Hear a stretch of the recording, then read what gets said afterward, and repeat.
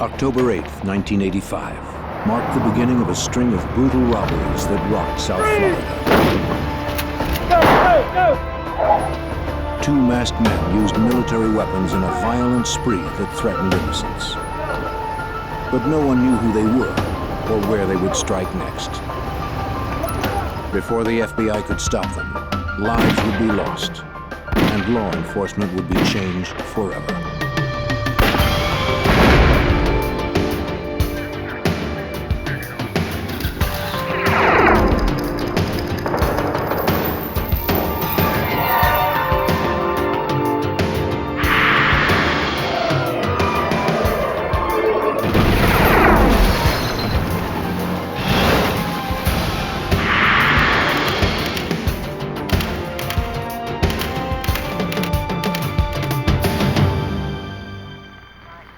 In Miami, a gang of robbers targeted banks and armored cars.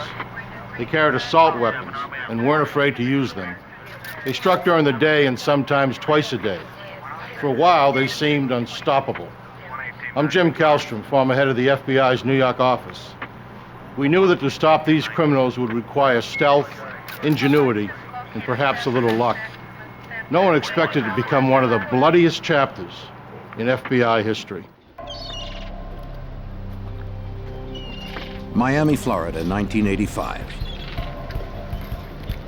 To FBI agents, it seemed a city under siege. Each week, there were 3 to 5 bank robberies. Kidnappings, major drug deals, and shootings were everyday occurrences. But just when it seemed things couldn't get any worse, a new breed of outlaws hit the streets and turned the Miami crime wave into a war.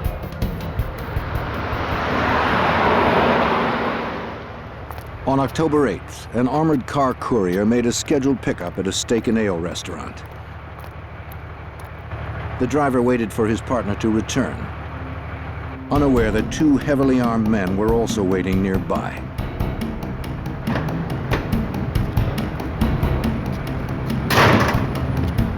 As the guard approached the rear of the truck, the gunman advanced with military-style precision.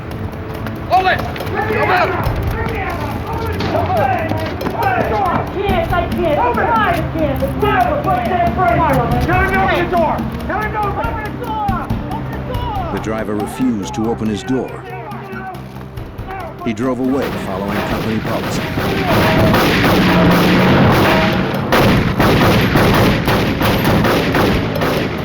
The subjects retreated to a getaway car and attempted to camouflage their escape with a military-issue smoke grenade. The Metro-Dade County Police and the FBI responded to the scene. Robberies of armored cars and banks fall under FBI jurisdiction.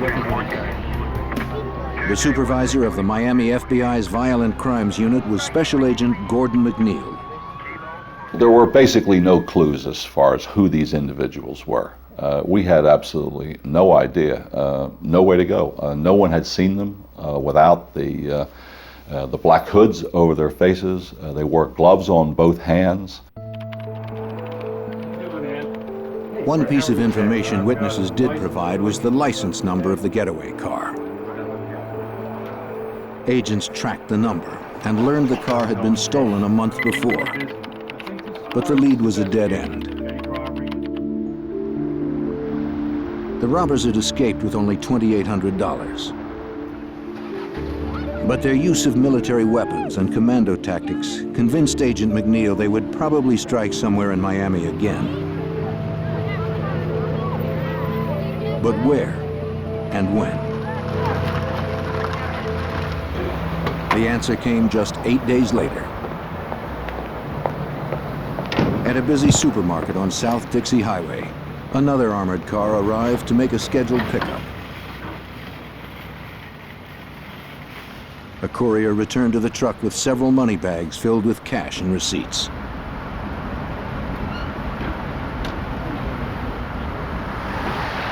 He never saw the car that came around the corner.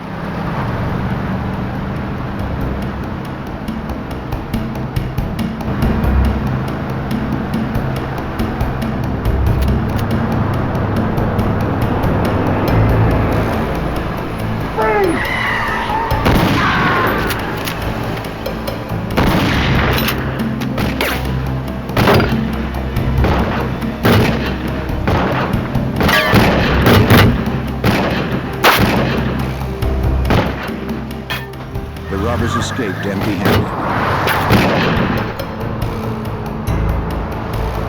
Metro-Dade police and the FBI quickly responded to the alarm.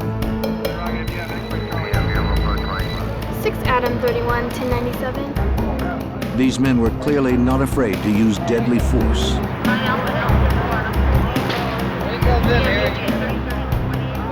The courier would later die from his injury.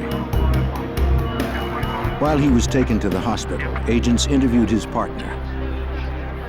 As he described the gunmen, it quickly became obvious they were probably the same men responsible for the previous robbery at the Steak and Ale restaurant.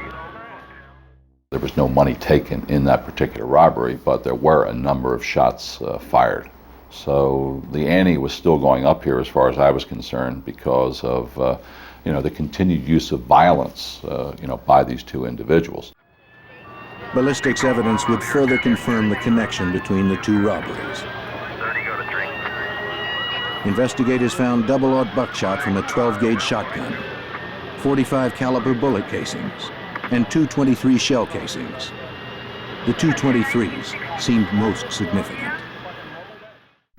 And the identification division of the firearms unit of the FBI laboratory compared those two shell casings and said they were fired from the same weapon. So we definitely had a link now between the Winn-Dixie attempt and the Steak and Ale robbery. Two violent robberies were linked to the same masked gunman, but there were no leads to their identities. Because they had not scored any cash at the Winn-Dixie robbery and so little at the Steak and Ale, investigators were certain they would soon strike again. 2 weeks later, on Friday, November 8th, a third robbery occurred. This time a bank job at the Florida National Bank. As a teller and a guard walked from the main building to the drive-thru, two masked gunmen emerged from a car.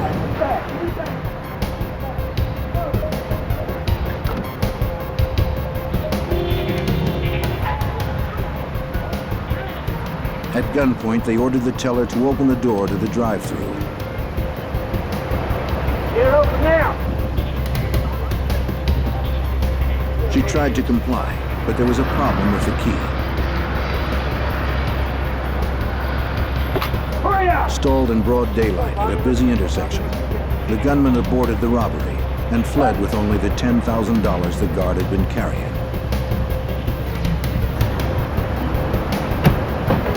Within minutes, local authorities and the FBI Violent Crimes Unit responded to the scene of the crime. Just a few blocks away from the two previous robberies. This pattern was starting to develop that all these crimes were happening in this same general area along U.S. Highway number 1. FBI interviews with the bank employees confirmed that the robbers were the same pair who'd hit the armored cars.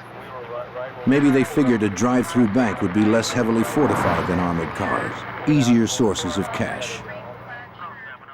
There was no higher priority in this case. We had to find these guys, and we had to get them off the street before they killed more innocent people.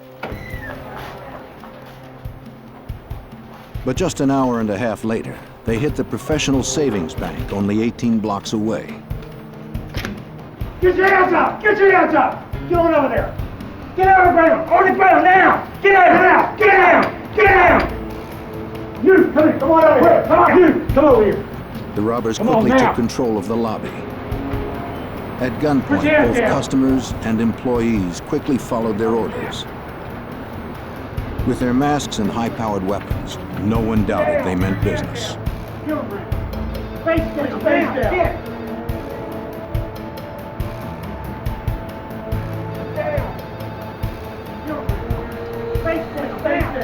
This time, they scored big. Stand! They raced off with over $41,000, delivered earlier that day by Wells Fargo.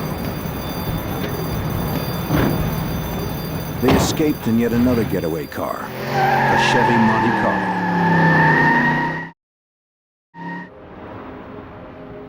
Witnesses had little to tell agents. The robbers had entered quickly and forced everyone down on the floor where they couldn't see what was going on. But since the men had actually been inside the bank this time, perhaps the security cameras had captured them on tape. Agents were soon disappointed to learn that the cameras had somehow malfunctioned and nothing had been recorded. It was the fourth robbery in 6 weeks. The heavily armed robbers were looting banks and armored cars in broad daylight. The witnesses in these cases indicated that they felt that these people looked like true professionals. The way they walked, the way they talked, the way they carried their weapons. And I truly believed up until when we finally found out who they were, that we could very easily have been dealing with police officers here or very recent ex-military.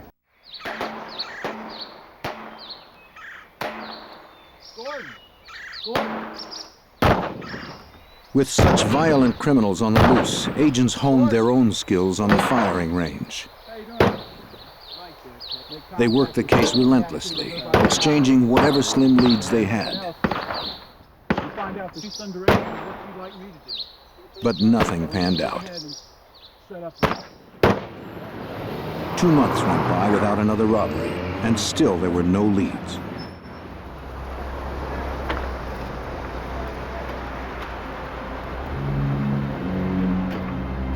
On Friday, January 10th, 1986, William Roberts prepared to make a transaction at the Barnett Bank, just as an armored truck was unloading outside. He looked up from his checkbook and watched as 2 masked robbers shot the guard in the back. As the guard lay on the ground, one of the gunmen shot him twice more.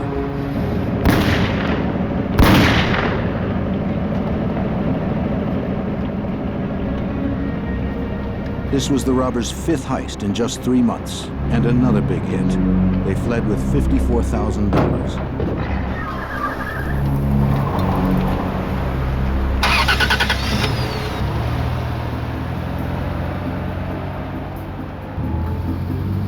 William Roberts trailed the men for blocks. Though he maintained a safe distance, Roberts worried the thieves knew he was following them.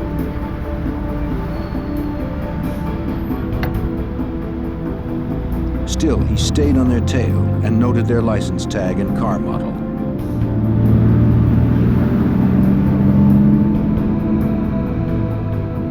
He tracked them to a parking lot where they pulled in next to a white pickup truck.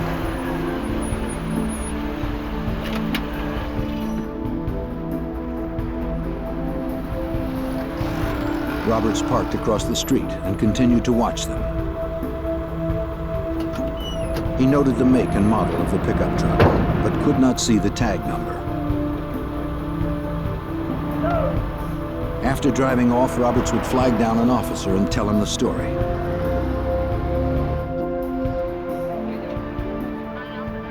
The FBI responded to the scene and interviewed bank employees. They found several .223 rounds, later determined to be fired from the same weapon used in the first 2 robberies. Nearby, FBI agents examined the getaway car the robbers had left behind. But William Roberts was the star witness. Thanks to Roberts, the FBI had the first big break in a 3-month string of violent robberies.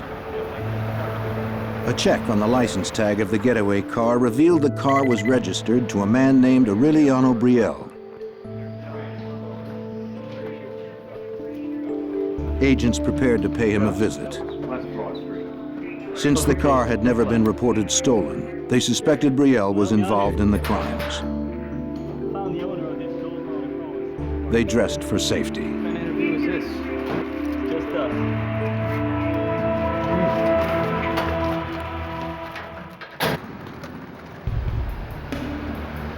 In Miami, the FBI had been tracking 2 masked gunmen who had been robbing armored cars and banks, already killing 1 guard. Now agents had located the registered owner of one of the getaway cars. On January 14th, Special Agent Morales and a partner arrived at the home of Aureliano Brielle, the registered owner of the car. A woman opened the door. Special Agent Morales now works undercover and wears a hood to protect his identity. She asked me if I was there about her son, and I said, yes, I was, as a matter of fact. She said, well, my son Emilio has been missing. Mrs. Brielle's husband came to the door and they invited the agents to come into the house.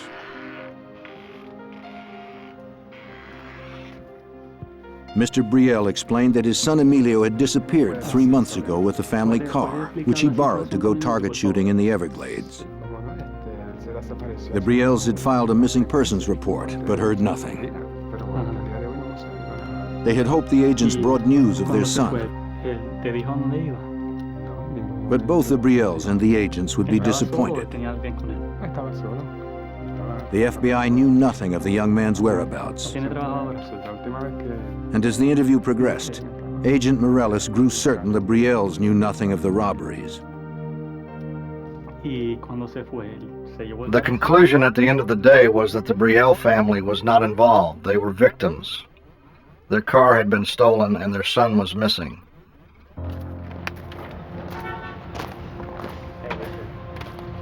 The Metro-Dade Police Department processed the Brielle's car with FBI agents observing. But evidence technicians found no fingerprints or anything else to advance the case. The next 2 months were quiet again, though the robbers remained on the loose. Agents worked other cases as they continued to mine every possible resource for clues. Then on March 14th, Special Agent Ben Grogan told a skeptical Agent Morales about a newspaper article he believed was related to the case. I guarantee it. That car right The there. article reported the attempted murder of a man named Jose Collazo 2 days earlier. Two men had shot Collazo multiple times. Then they had stolen his gun and his car, a black 1982 Chevy Monte Carlo. Guarantee you I'm right. Grogan swore that the vehicle would be the bank robber's next getaway car. While it seemed to some agents nothing more than a hunch, they respected Grogan. Car and disappeared. Shot him 4 times with the arm, through the face. At 53, he was a career agent with 25 years on the job, including time as a SWAT team leader. Is he still alive? Yeah, he got up, walked 1.5 miles to a convenience store, made a phone His colleagues called him the doctor because he could do jobs no one else could do. What do you think? Check on these plates. So they took a chance on his hunch. Get on it. Good job. Mr. Collazo, tell me what happened. These 2 guys. Grogan and another agent visited Collazo in the hospital. They were 2 white males. 2 white males. Collazo was in rough shape, with wounds to the side of his head, his arm, and his back.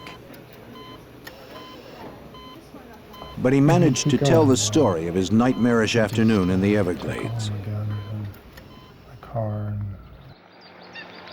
Collazo had gone to a recreational trail near a lake, where gun owners often practice target shooting. He was firing his .22 when 2 men drove up beside him. How you doing?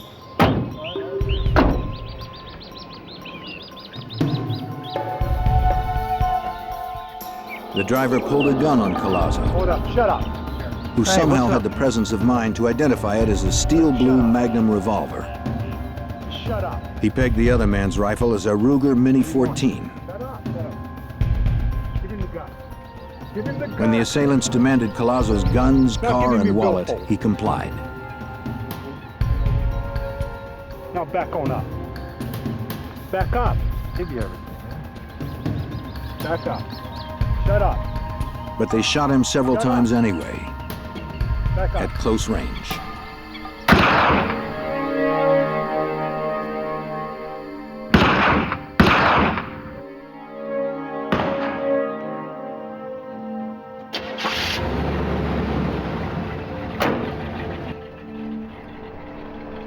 Then they left, taking Collazo's Monte Carlo and their own F-150 pickup truck.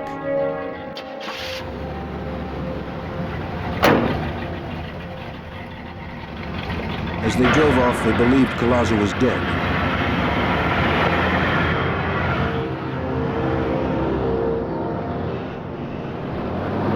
He was just waiting until the shooters were gone.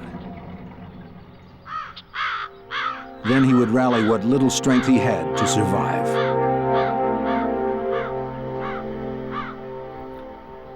Collazo had to make a decision as to whether he would try to live or just lay down and die. And Collazo said he chose to try to live. So he picked himself up out of that lake and walked almost a mile after being shot 3 times to seek help.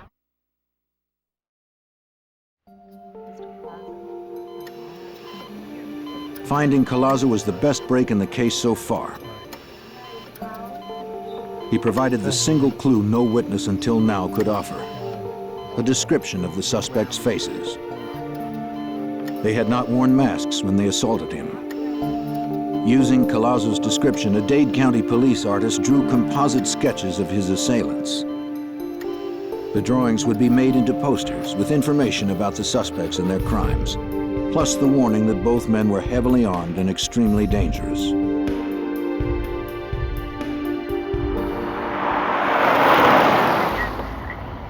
Retired Special Agent John Hanlon, a 22-year FBI veteran then assigned to the Violent Crimes Unit, remembers what Collazo said.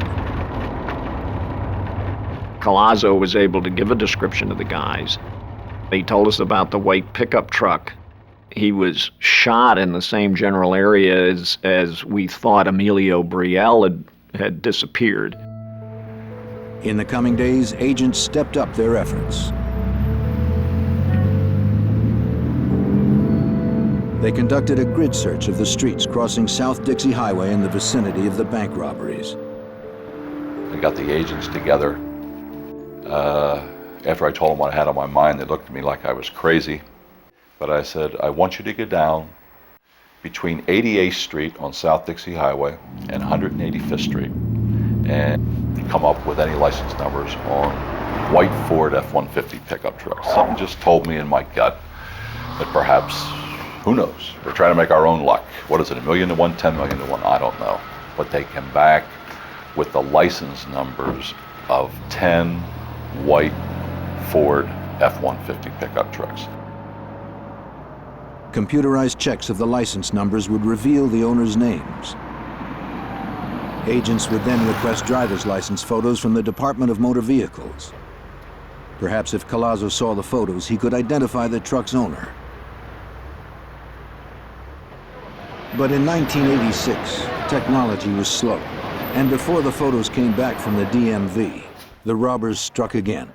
On Wednesday, March 19th, just 1 week after Collazo's assault. Get your hands up! Get your hands up! Turn around! Get out! Get out! Get down! On the floor! Both of them! Come on out! Get out! The thieves hit another bank on South Dixie Highway. Back up! Get out! Come on! Get out! Give me the bag! Give me the bag! It was their 6th hit in 5 months. Give me the money! Get out! Put your face down! Be quiet! One kept the terrified customers at bay. The other looted money from a teller. Stand, everybody! Go, move! Don't look up! The men escaped with over $8,000 in cash.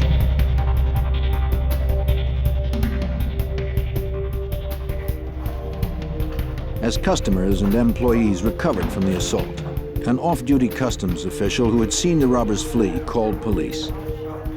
He'd noted the make of the getaway car, a black Chevy Monte Carlo, and the tag number, NTJ 891. Just as Agent Grogan had predicted, it was Jose Collazo's car.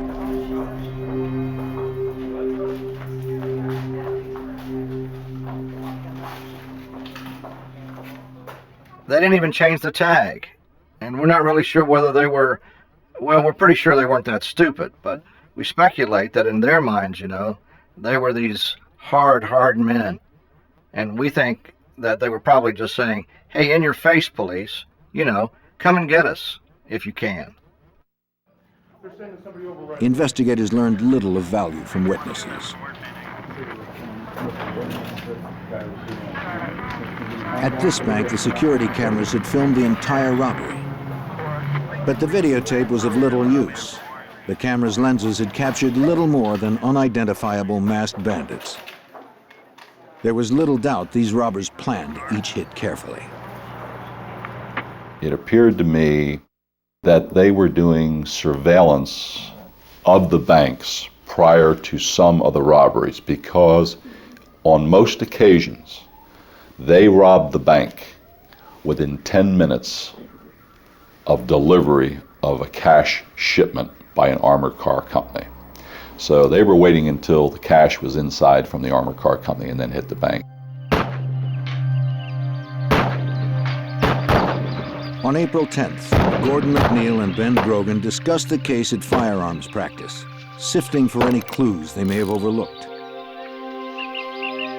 It had been about 3 weeks since the last robbery.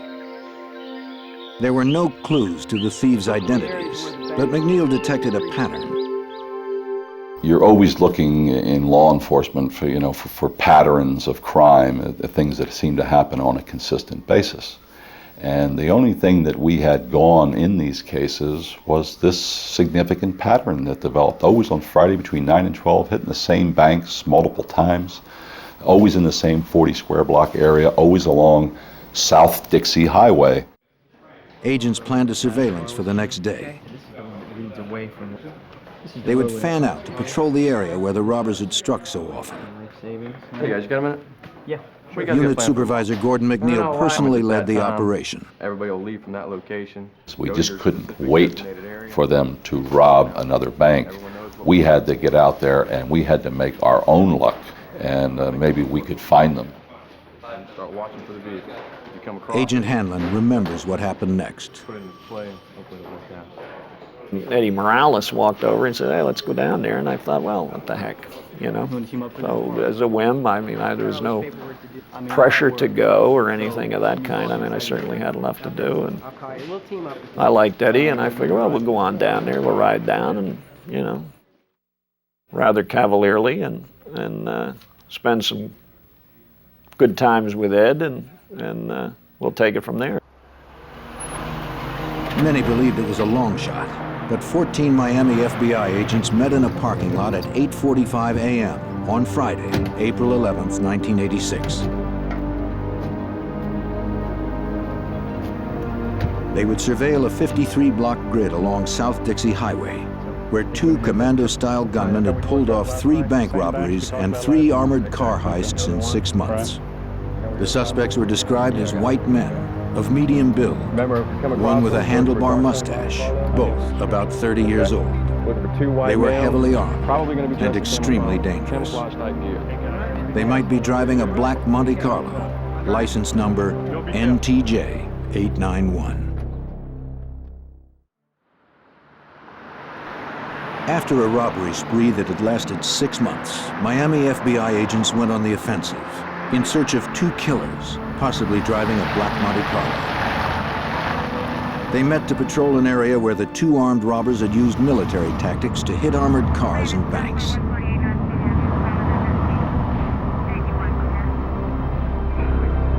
All would be stationed along the major thoroughfare of South Dixie Highway.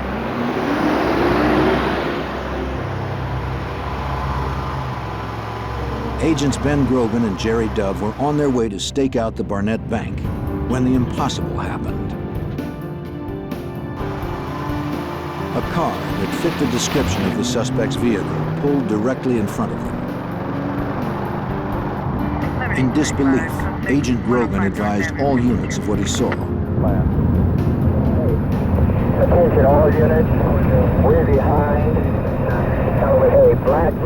Gordon McNeil remembers the call. Grogan was not an emotional person. Nothing could get Grogan excited. And I still remember his voice. He said, "We are behind a black Chevrolet Monte Carlo, Dade, Florida tag, NTJ 891. He said, "That's the tag, isn't it, Gordo?" I mean, he was just incredulous. Agents Morales and Hanlon were stationed at the Professional Savings Bank when they heard Grogan's call. They began to search for their colleagues. Hanlon was driving, with Morellis working the radio. Hanlon tried to get a gauge on Grogan and Dove's location. And I remember saying to Eddie, call Ben, tell him to start calling the cross streets so we'll know how close we're getting. Before Eddie had a chance to go on the air, Ben starts calling off the cross streets, and we're hitting those cross streets, one after another, so we were real close to them. After proceeding south for several blocks, Hanlon and Morellis closed in behind them. The robbers soon suspected they were being followed. Whether they knew their pursuers were FBI or not, the suspects wanted to lose them. They took a right turn on 117th Street into a residential neighborhood, quiet at this time of day.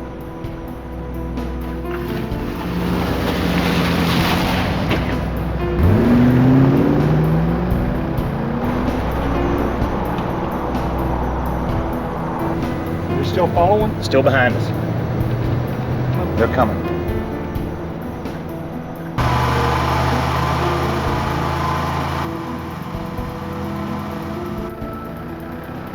They turned right again, trying to lose the tail.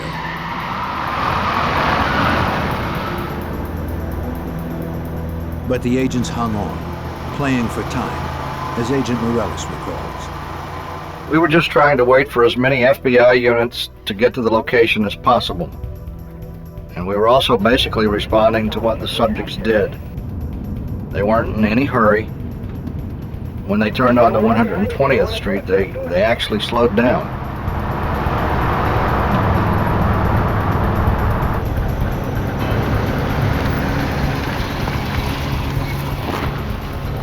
The caravan continued on, with the agents always concerned about endangering innocent bystanders.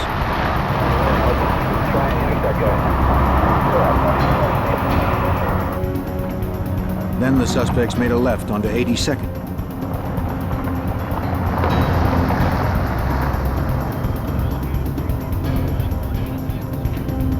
It appeared they were heading back to the busy highway, where civilians would be at risk should a confrontation turn violent.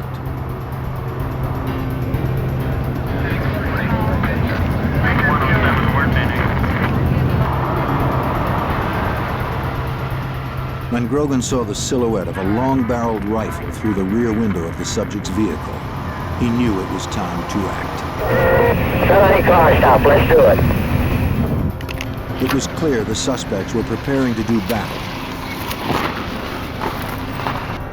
Grogan put the light on his car and ordered a felony stop.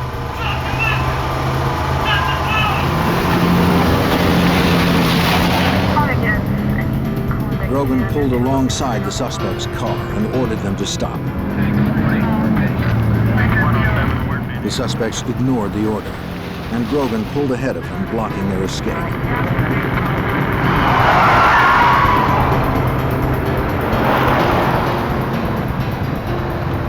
Hanlon and Morellis moved up, boxing them in.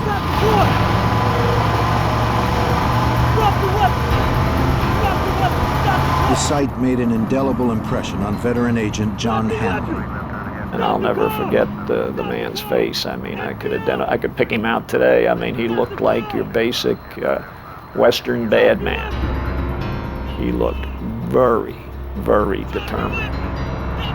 It seemed the suspects were as desperate to prevail as the agents who pursued them.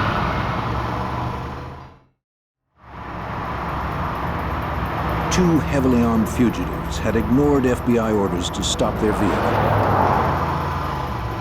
Special agents now tried to force them to comply.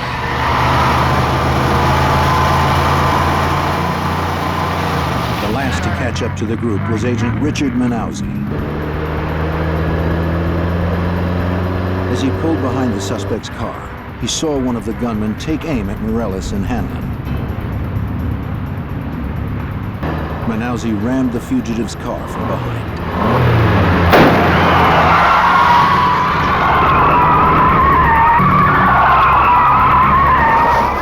They swung into a U-turn, and then Manauzi was able to hit him again and knocked him over into this parking area up against some cars over there.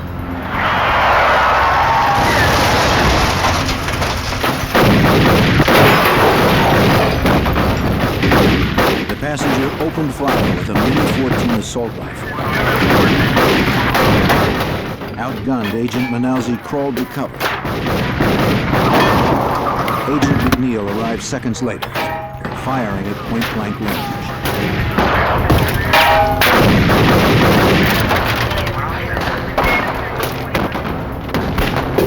They were surrounded by FBI. Their vehicle could not move, but they had superior firepower.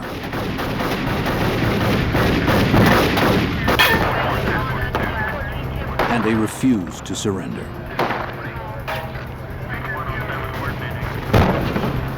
The driver fired a shotgun blast at Grogan.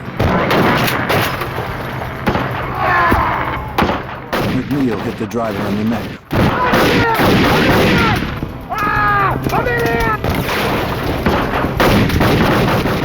But the semi-automatic kept pumping out the rounds until one finally caught McNeil in the hand. Morellis and Hanlon advanced to cover him. Hanlon's .38 held 5 rounds. The Mini-14 had 30 rounds in each clip. And one of them shot down Agent Morellis.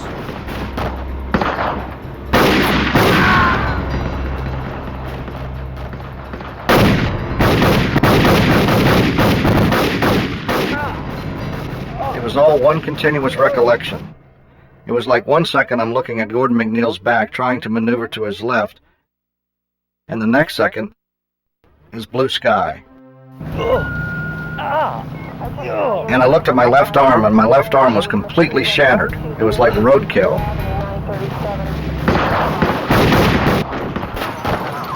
His partner was down, but the shooter kept on firing.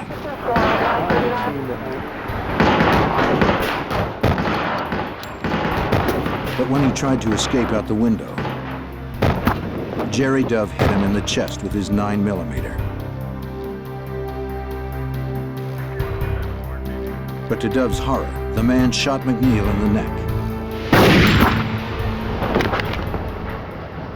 I couldn't move my upper body, I couldn't move my arm, and I couldn't move my legs. So I assumed that I was totally paralyzed at that particular point. I couldn't move.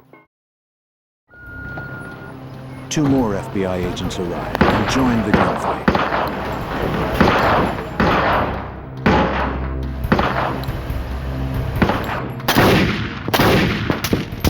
By now, the shooter had been hit 4 times, but he continued to advance and fire.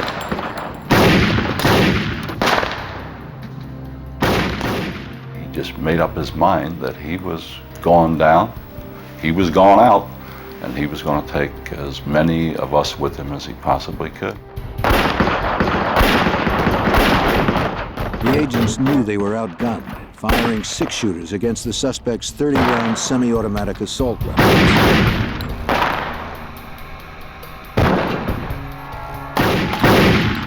Dove and Grogan were forced to retreat behind their car to reload. Hanlon, too, reloaded. But the shooter kept on coming.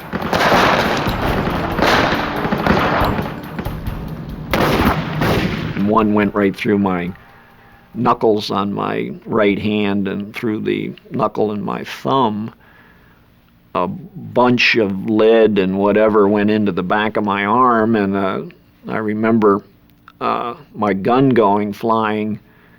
I said, "Ben, I've been hit." As Hanlon tried to retreat under the bumper, the gunman shot him in the groin.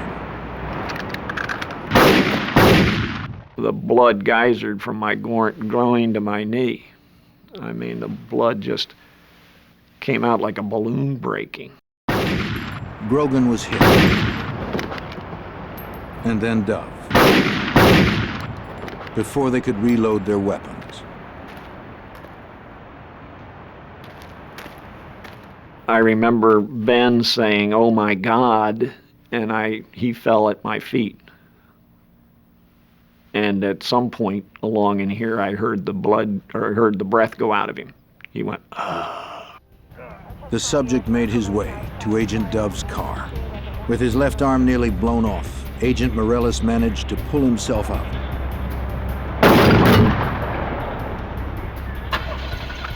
The shooter was trying to flee, and Morellis had to stop him.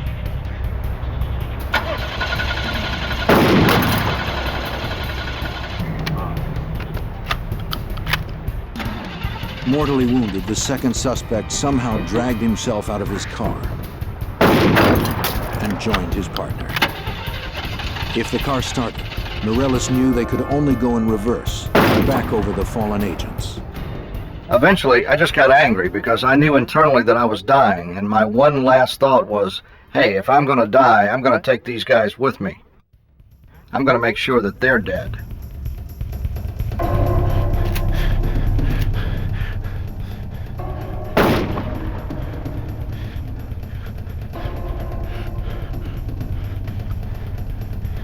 With his shotgun empty, Morellis changed to his revolver and staggered forward, firing at the subjects.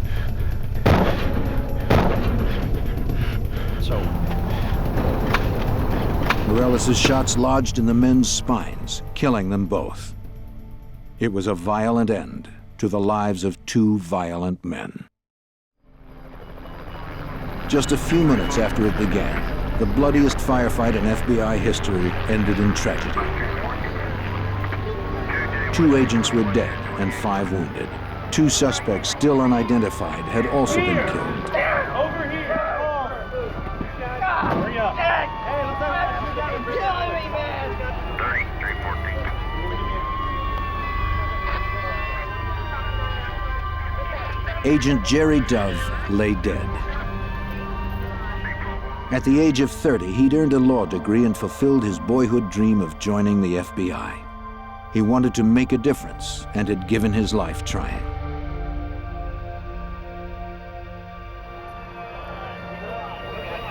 His partner, Ben Grogan, had also perished in the firefight. He had been just 1 year away from retirement when his wife could finally have stopped worrying about her husband's dangerous career.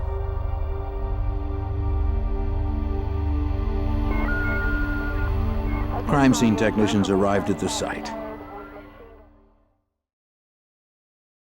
Metro-Dade County Homicide Bureau Sergeant David Rivers was also there. Rivers had the Herculean task of reconstructing 5 minutes of living terror. That would take weeks. Well, we have to find out what happened. And you do that in various ways. You obviously speak to the agents that were involved, and they can tell you what each one of them did individually. And then part of that is to take those different statements as to what they did individually and match it up with the physical evidence. The wounds on the body, the bullet holes in the cars, where the guns are located, where the cars are located, and to reconstruct it to make sure everything's exactly interpreted properly. Technicians recovered 143 bullets fired from the fugitives' weapons. Questions that had plagued agents for so long were finally being answered. The Ruger Mini 14 rifle used to kill agents Grogan and Dove would match the .223 bullets found at some of the armored car and bank robbery scenes. In fact, the FBI crime lab could now forensically link the killers with several of the earlier heists. And from fingerprints, the agents soon identified the subjects as 32-year-old Michael Lee Platt and 34-year-old William Russell Maddox. But one question remained. What kind of men had wreaked this destruction, and why? Agents could not have been more surprised by what they learned from the killer's friends and neighbors. Instead of outlaws living on the edge, prepared for the ultimate confrontation, Platt and Maddox were known as quiet, family men. Photos showed their families relaxing together. Platt had a wife and 3 children. Maddox was a single dad. They were partners in a landscaping business.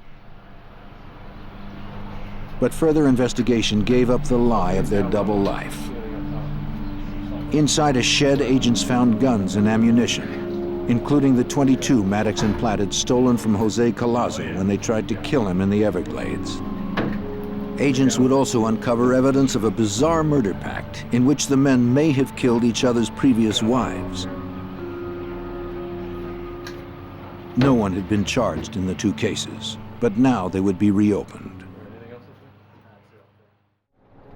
Within days, agents would confirm that Maddox and Platt had killed 25-year-old Emilio Brielle in the Everglades. A hiker found Brielle's skeletal remains in the Everglades, not far from where Collazo had been assaulted. Then another tragic footnote surfaced. Thanks a lot. Hey, how did that interview go for you earlier today? Special Agent Steve Warner received a package from the Florida Department of Motor Vehicles. In it was a copy of William Russell Maddox's driver's license. He was the owner of one of the white Ford F-150 pickup trucks agents had located a few weeks before. But there had been a delay in sending the licenses. If they had arrived April 11th or prior to that, Collazo would have been able to positively identify Maddox, and we probably would have been able to arrest Maddox and also Platt, and 2 FBI agents wouldn't have been killed. But that's not the way the luck worked out in this particular case. The FBI investigation revealed that both of the killers had served in the military. Platt had been a ranger, a member of the Army's elite First Strike Force, which explained the pair's commando tactics, fundamentally different than training received by law enforcement. We don't have an acceptable body count in civilian law enforcement. We're taught one way, and that's defensive type shooting. You take cover, you do not take casualties. And then you look at the way Platt reacted that day. He reacted in a military fashion. He had the heavier weapon. He had the Mini 14 with a 30-round capacity. His back was basically against the wall. He had no place to go, so he advanced forward on our position, laying down suppression fire, and ambushed Grogan and Dove, who were behind the car. As agents finally put the pieces together, a frightening portrait emerged of 2 formidable adversaries.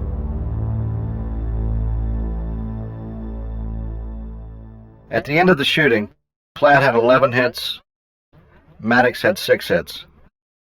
Platt was literally shot to pieces, and he kept fighting and fighting and fighting and fighting until he ran out of breath. He fought to the last. They were going to die, it's just they weren't dying fast enough. And they weren't prepared to lay down and die. Yeah.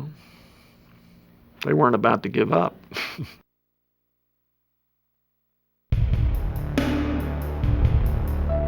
Out of this tragedy came some positive changes that have improved the safety of all in the law enforcement community. Agents and officers now carry more powerful weapons, and their training better prepares them for violent confrontations like the one on April 11th, 1986.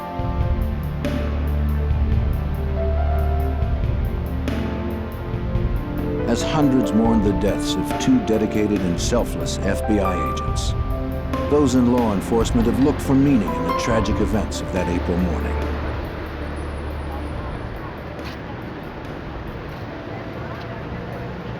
Over the years, Gordon McNeil has found some resolution. The story's not Platt and Maddox. It's not important who they were. It's important to recall the courage that was shown by the agents that day and the FBI. They did their job.